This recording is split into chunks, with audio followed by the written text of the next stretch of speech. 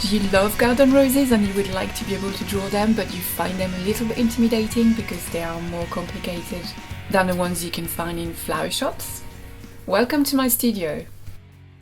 I am Sandrine Maugy, and in this video I'm going to show you a few simple tips to start your drawing of roses and build up your petals to get the right shapes.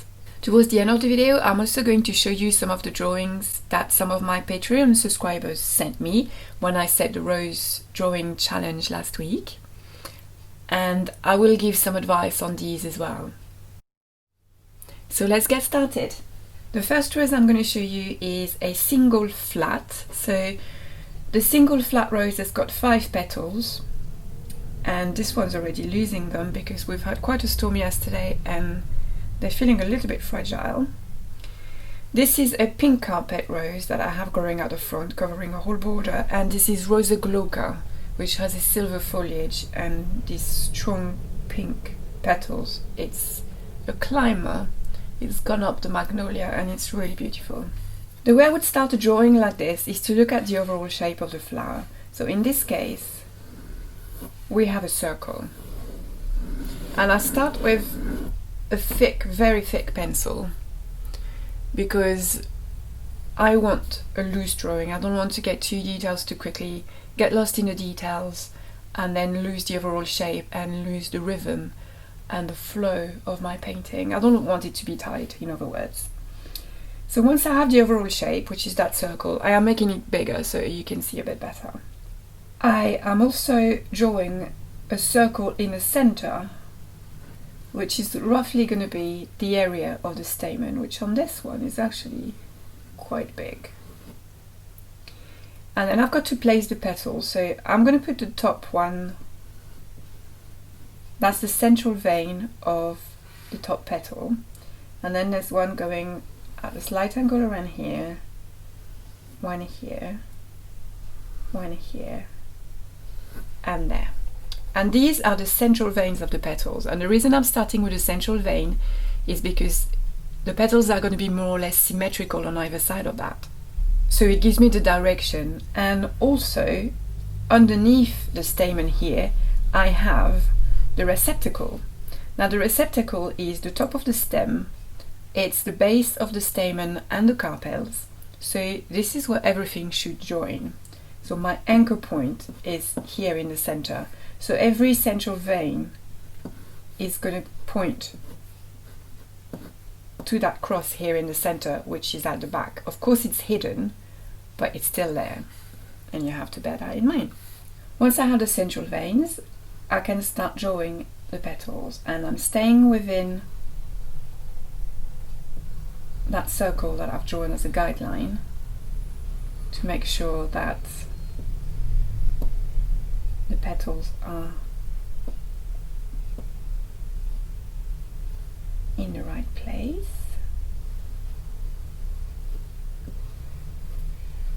Now this one is overlapping a little bit, so it starts next to it, but then it goes over.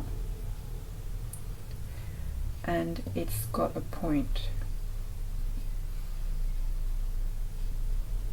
slightly different, but still more or less symmetrical compared to that central vein. And then there's a gap between these two.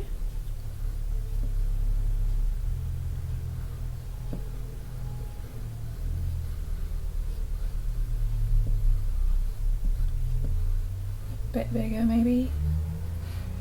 And then this one touches this one here,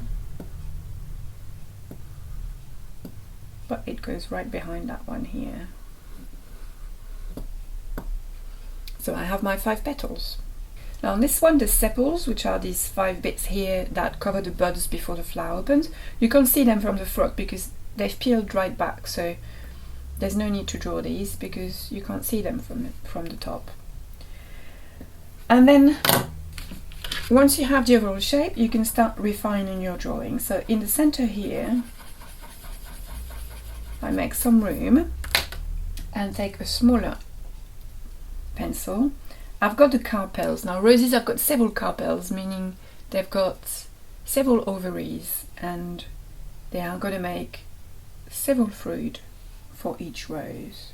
So the carpels are these blobs that you see in the middle. They're not fused, but they're packed very close together. And then again, erasing that circle here to make a little bit of room, I can start drawing my stamens. So at the anthers, I'm placing the anthers first, a few overlapping here, and then once I'm happy I've got enough of them, I can start doing the filaments, which are the little threads that link them to the center. I'm not going to show you the whole thing because there's dozens of them and you don't need to see them all to have a good idea of what I'm doing. So once I've done that, I'm going to refine the petals. So I've got a finer pencil here.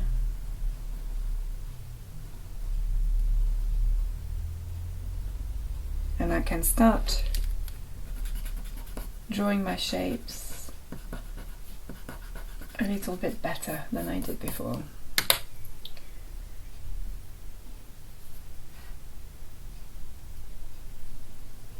Now the base of the petals here is all going to be hidden underneath the stamen, so I don't have to worry about drawing too much at this point.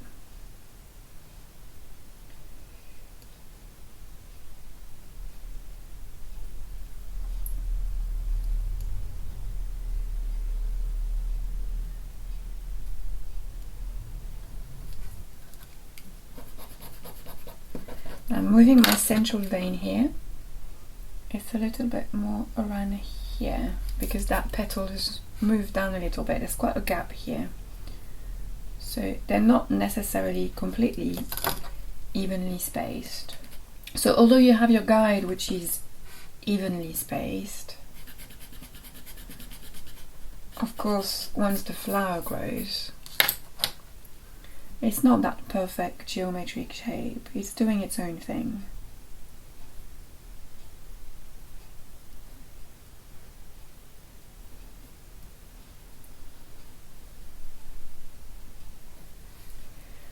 There's quite a gap on this one as well.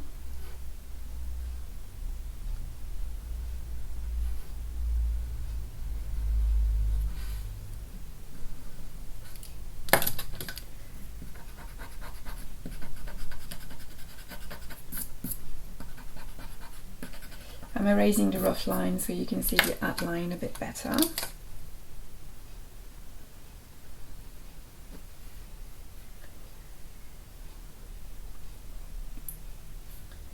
This one, the vein is more like this.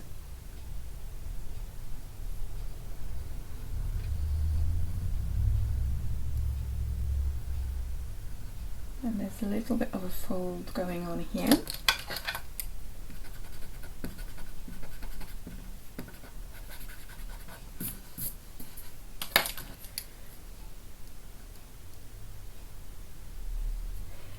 There we go.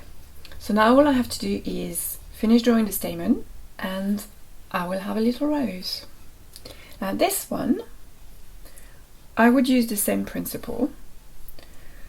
Draw a circle, but obviously the petals are a different shape on this one, so there would be a lot more gaps in between the petals. And also you would be able to see the sepals going across in between the petals. But the principle would be exactly the same. A circle and then 5 central veins, a circle for the stamen, rough petals, and then refining with a smaller pencil. Now of course this is for the rose seen flat on, but if you tilt your rose, then it's no longer a perfect circle, it turns into an ellipse, which is what happens when you flatten a circle. So on that one you would have exactly the same principle. You would have the ellipse, your flattened circle, for the overall area of the petals, and you would have your stamen with a bit of a dome in the middle. They're actually pretty much all over the place, the stamen on this one. And then you would have your 4 petals in exactly the same way. but of course foreshortened coming towards you and with some perspective involved. And then you could shrink that ellipse until you're completely flat, and you have the stamen in the middle, and then the petals would be to the extreme, would be like this, hidden behind here. But that's not a particularly clever angle to draw your flower at, because you basically can't see it. Okay, that's it for the flat single rose. I will do more shapes of different garden roses in more videos that I'm going to do this week and next week. But while you're here, I wanted to show you something. More roses. I wanted to show you this because it's going with the principle of doing a very rough drawing, very flowy drawing without getting bogged down in the detail too soon, and then going back with a finer pencil and refining the detail. But with this, I've done the rough drawing with a thick chalky red pencil, and then the detail I did with ink. So it's the same principle, but just taking it one step further and doing my studies in chalky pencil and ink. Now it's time to look at some of your work. Last week I set a challenge on my art blog, inviting people to draw 3 roses, and then I set the same challenge on my Patreon site and invited people to send me some of their drawings for me to have a look as part of this video and give some feedback on them. So the first one is coming from Anne, who's on the Isle of Wight, and this is a similar rose to the one that I looked at in the video earlier on. It's a flat rose, single, 5 petals with the stamen showing. So the first thing I'm going to look at is drawing that circle to see how that rose is contained in that rough circle that we do. And straight away you can see that that petal here and that petal here are being pulled out of that circle. It's like all stretched up. So if you look at the axis here compared to the axis here, you can see that this is much longer than this, or even across here. This one is much longer, so that needs to be shortened a little bit. That petal could just stop here, and that petal could just stop here, and that would be much more in proportion and contained within the circle. Now the next thing I can look at is drawing the central veins to see how the proportions are looking of each petal. And with that you can see that Anne is spot on with her proportion. Every single central vein splits those petals right in the center with right proportions on either side. Apart from these 2 little bits, you know, if you do again that central vein here, you can see that if you shorten that petal, it will be much better than that bit poking out there. Now I'm going to look at the bits that are turning. Anne has done some lovely little curly bits on her petals rather than just a completely flat rose. And you can see here the continuity with that line with the edge of the petal, and that little fold here is really nicely done. This one not so much because it's too big. If I show you a petal, this is one of the roses I was looking at yesterday. It's a bit pesky because it's not completely flat, but if I do the outline of the petal, the outline is like this, okay? Now if I fold the petal in, the outline changes to this. There's a bit missing. All that side here is missing because that side is now here. So when you fold a petal, I'm just making them stronger so you can see them on the film. When you fold a petal, you need to remove that bit here that you folded. Otherwise, if you were to unfold that bit, it would go here. I mean, it's a really big bit here because there's the bit coming towards you and the bit folding over. and then the petal would be too big. So you have to remember to remove enough of the petal here that's missing when you fold it. Now this one is better. This one, if you were to unfold it, it would go about here, and that looks about right with the central vein going here, so that's better. But this one is by far the best because there is a continuity with the edge of the petal as well. When you do the edge, I'm going to take a bigger pencil to show you this, so actually a different color would be even better. When you do the edge of that petal, the edge is this, so it needs to be a continuous line. Now what I see people do sometimes is to do the edge as this and then add the fold. And I suspect that's what's happened here. You have to keep the edge in mind, it's this one. And then you add that bit afterward, which is the back of the petal coming up. But the thing I really love the most about this little rose is that explosion of stamen in the center. It's like fireworks, they're just all over the place, really shooting out. And that really gives that little rose a lot of life. And I think that's beautiful. Thank you, Anne. And see you soon on the island, I hope. The next one is from Sophie Delesque, who is one of my French Patreon subscribers. Bonjour, Sophie. And again, we're going to look at this one because it's the same as the one I demonstrated in the video, which is a flat, single, open rose.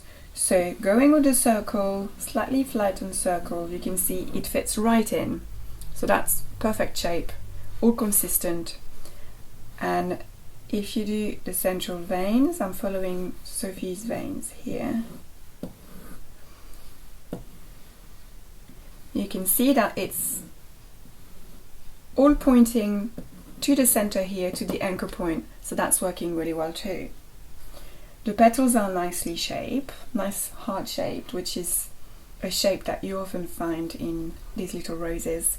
So that's good too. Now, one piece of advice I would give you, Sophie, is to be more careful with your detail. You've got the overall shape really well. Everything's consistent, it reads well, it's really good. But the little detail let you down a little bit. Just things like lines that start out of nowhere and finish in nowhere, little gaps here and there, and or lines that are overlapping when they shouldn't. And the drawing would look a lot more beautiful if there was just a little bit more observation and a little bit more attention to detail. Like if you have a vein here, make it disappear behind the stamen. If it reaches here, make sure it's attached here and that it goes right up to the edge, because veins are like a network of blood vessels. They carry everything that little rose needs to survive, and if you interrupt them, then they're no good to anyone. So make sure that you finish them properly. And you see that bit of petal here already, just by spending 5 seconds on it, just finishing this, looks better than this. It looks more finished, it looks more accurate and more realistic. And the same goes with the stamen. If you have a stamen like this, you can see if you follow the direction, it's going to go right off and it's going to miss. It's going to go that way and it's going to miss your anchor point. So make sure the direction is right and that it joins here behind the carpels at the top of the stem. Also, there should be some anthers, overlapping others. They're a little bit too tidily arranged. Make sure they're a bit more randomized rather than all in line. So great shape overall, really nice proportions in your petals. Just observe a bit better and spend a little bit more time drawing your detail. A big thank you to Anne and Sophie for sending me some drawings. I will set more challenges on my art blog and on my Patreon site. I will put the details in the box below. And if you want to have a chance to have your drawings given feedback on one of my videos in the future, you can subscribe to my Patreon, and when I next set a challenge, you can send me your drawings too.